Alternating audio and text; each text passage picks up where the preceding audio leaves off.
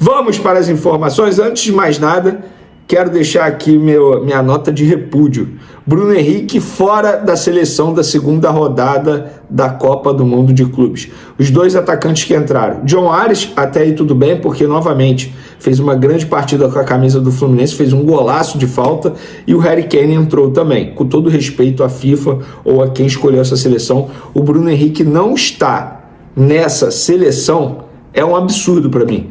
Ele, em 36 minutos em campo, ele fez um gol extremamente importante, deu uma assistência e jogou muita bola contra o Chelsea. Não foi contra um time qualquer, foi o Chelsea, um dos maiores clubes da Europa. Então, acho que o Bruno Henrique deveria estar. E minha nota de repúdio é a mesma da primeira rodada, porque na ocasião o John Ares também não entrou. E eu fiquei assim, que isso, cara? John Ares joga vôlei, porque o John Ares na primeira rodada do jogo do Fluminense contra o Borussia jogou muita bola, e agora o Bruno Henrique não entrou.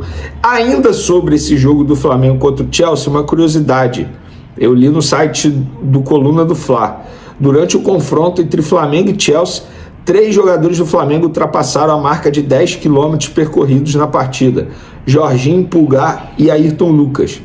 No lado do time inglês, Malo Gusto foi o jogador que mais correu.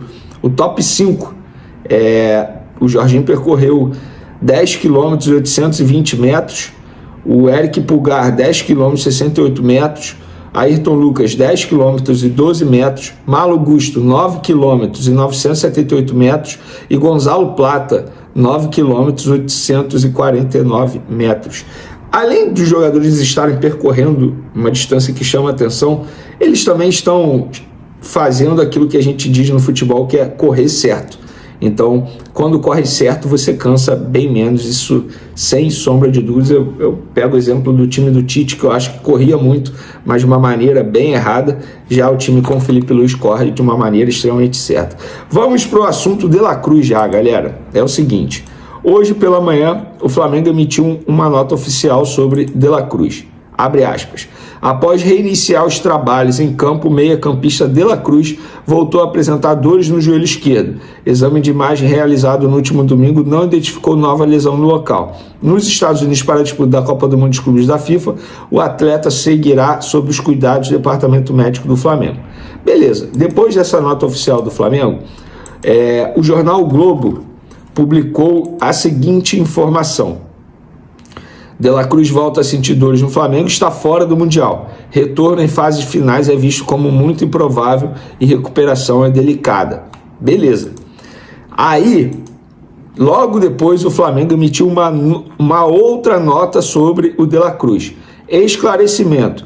Diante de informações divulgadas por alguns veículos, o Clube de Regatas do Flamengo esclarece que não é correta a notícia de que o meia-campista De La Cruz estaria fora da disputa da Copa do Mundo de Clubes da FIFA. Esse dado não consta em nenhum boletim oficial divulgado pelo clube e não condiz com a realidade. A participação do atleta na competição seguirá condicionada à evolução do seu quadro, além da sequência do Flamengo no torneio. Beleza. Eu soube de bastidores dessa situação. O que aconteceu?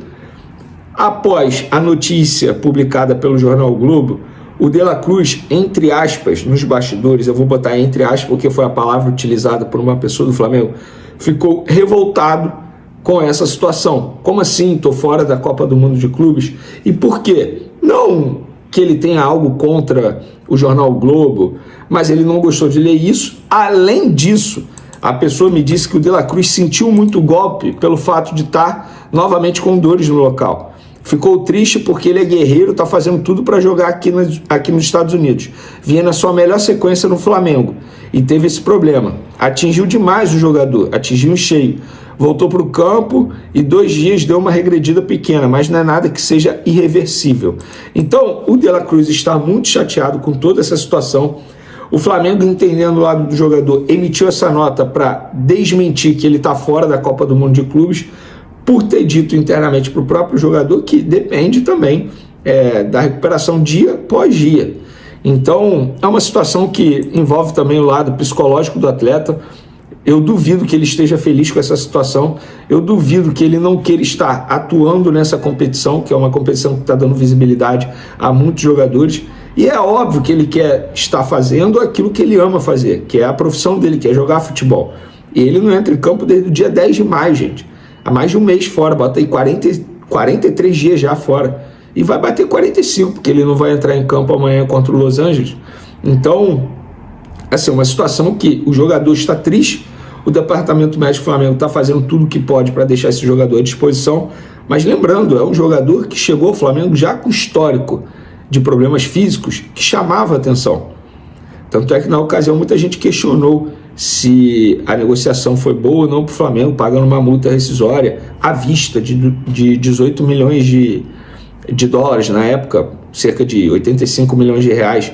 Eu não vou ser engenheiro de obra pronta. Na ocasião, eu elogiei a contratação, então não vou ficar aqui dizendo foi uma contratação ruim. Infelizmente, até o momento, o custo-benefício não está valendo a pena para o Flamengo. Será que tem jeito? Só o tempo dirá. Torcer para ele voltar a campo o mais rápido possível e que ele possa desempenhar bem. Galera, sobre o jogo dessa terça-feira, o Flamengo, os jogadores de linha jogaram todo de branco, uniforme todo branco, camisa branca, short branco, meião branco, tá? E o goleiro Rossi, ou Matheus Cunha, caso ele entre, de rosa, todo de rosa. E aí aqueles que não gostam de ver o Flamengo jogar de branco, nesse momento estão batendo cabeça, desesperados. Gente, eu assim, independentemente da cor do uniforme, acho que o Flamengo entra em campo amanhã muito favorito. E também não importa o time que vá a campo. Por que eu estou falando isso? Porque aí vai meu questionamento para vocês. Qual time o Felipe Luiz tem que escalar nessa terça-feira? Lembrando, o Flamengo já está classificado às oitavas de final em primeiro. O Flamengo tem 4 jogadores que estão pendurados, não podem levar cartão amarelo se não ficam fora das oitavas. Pulgar, Gerson, Bruno Henrique e Gonzalo Plata. Além disso, tem jogadores que a gente sabe que tem que ter um cuidado maior com a parte física. Arrascaeta, por exemplo. Eu botaria o Alexandre para jogar, para dar ritmo de jogo a ele, lembrando que ele foi reserva nos 2 últimos jogos, Ayrton Lucas que jogou. Botaria o Varela na lateral direita para dar ritmo de jogo. Voltaria com o Léo Ortiz para ele não perder ritmo de jogo. Botaria o Michael, botaria o Cebolinha, o próprio Juninho ali no meio do jogo.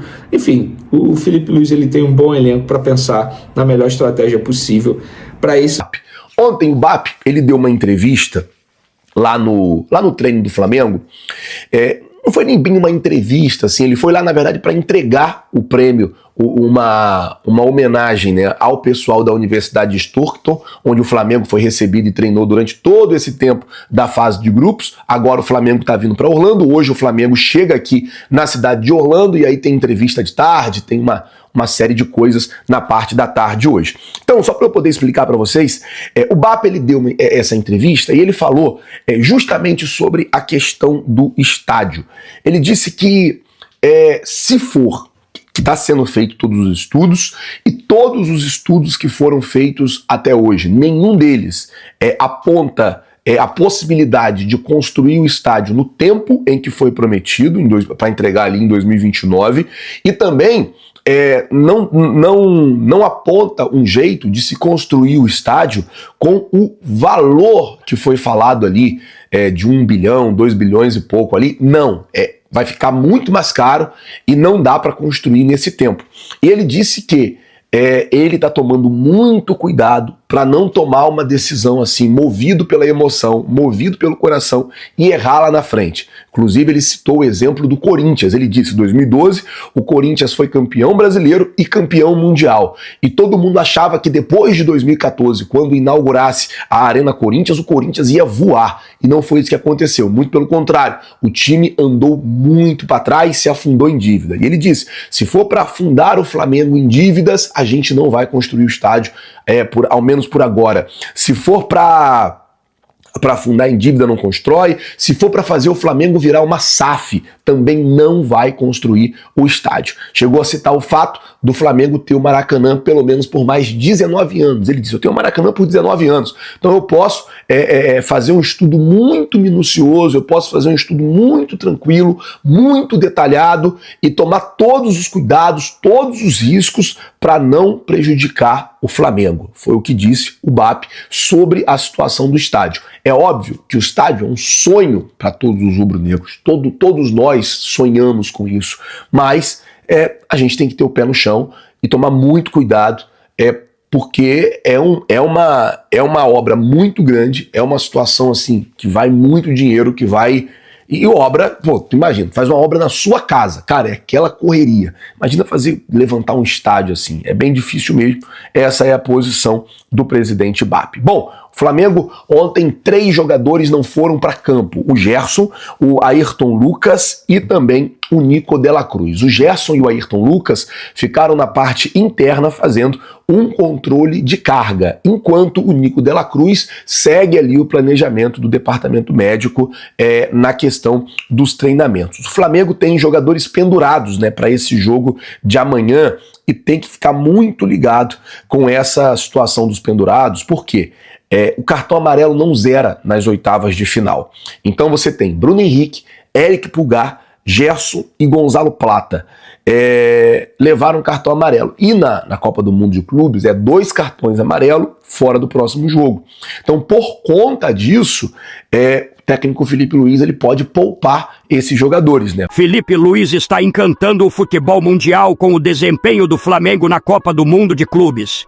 O mais querido possui 100% de aproveitamento no torneio e lidera com folga o grupo D, chamando a atenção de clubes internacionais. Entre os interessados, o Atlético de Madrid surge como o principal, tratando Felipe Luiz como o sucessor natural de Diego Simeone. Segundo informações divulgadas pelo jornal espanhol Mundo Deportivo, a diretoria do clube colchonero vê o atual treinador rubro-negro com ótimos olhos e o considera o nome ideal para assumir o comando da equipe em um futuro próximo. A excelente campanha do Flamengo e o estilo de jogo propositivo de Felipe Luiz têm sido elogiados não só no Brasil, mas também na Europa, onde o ex-lateral já deixou sua marca como jogador. O carinho que Felipe Luiz tem pelo Atlético de Madrid, clube no qual construiu uma história sólida, também pesa a favor de uma possível negociação futura. O jornal destaca que, além da capacidade técnica e tática demonstrada, o treinador também é admirado por seu caráter e liderança fora das 4 linhas. A diretoria espanhola acredita que Felipe Luiz pode manter a identidade do clube e, ao mesmo tempo, dar uma nova cara ao time com ideias modernas. A sinalização de interesse por parte do Atlético é clara, principalmente com a possibilidade cada vez mais próxima da saída de Simeone, que está há anos no comando e já avalia novos desafios. Felipe Luiz, por sua vez, mantém o foco total no Flamengo e evita comentar qualquer especulação, reforçando sempre seu compromisso com o projeto atual. Internamente, no entanto, a possibilidade de voltar à Europa em uma nova função empolga o treinador, que vem sendo elogiado por atletas, imprensa e dirigentes. Agora eu quero saber a opinião de vocês. Se Felipe Luiz sair do Flamengo, qual treinador será o ideal para o Flamengo? Deixe sua opinião nos comentários, curta o vídeo e se inscreva no canal para acompanhar todas as atualizações do Mengão. Saudações rubro-negras.